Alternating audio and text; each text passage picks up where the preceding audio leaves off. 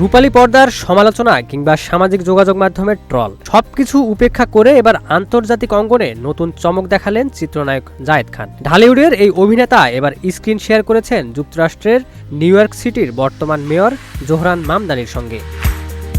প্রবাসীদের জীবন সংগ্রাম ও টানাপোড়েন নিয়ে নির্মিত short film immigrant diaries episode 2-এ একসঙ্গে দেখা যাবে তাদের। এটি পরিচালনা করেছেন জন কবির ও সাদ আলামিন। শর্ট ফিল্মটি আগামী 27 মে বাংলাদেশ সময় রাত 9টায় ঠিকানা টিভি প্ল্যাটফর্মে মুক্তি পাবে। এর আগে একই সিরিজের প্রথম পর্ব গত মার্চে মুক্তি পেয়ে দর্শক মহলে ব্যাপক সাড়া ফেলেছিল।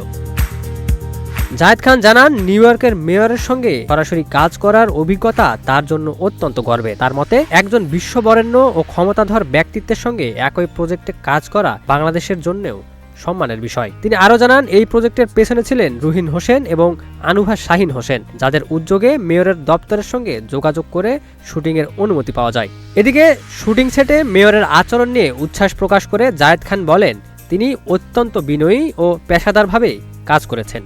ক্যামেরার সামনে ও পেছনে তিনি স্বাভাবিকভাবে অংশ নিয়েছেন এবং পুরো প্রক্রিয়াটি উপভোগ করেছেন বলেও জানান এই অভিনেতা। Desk report, news flash 71।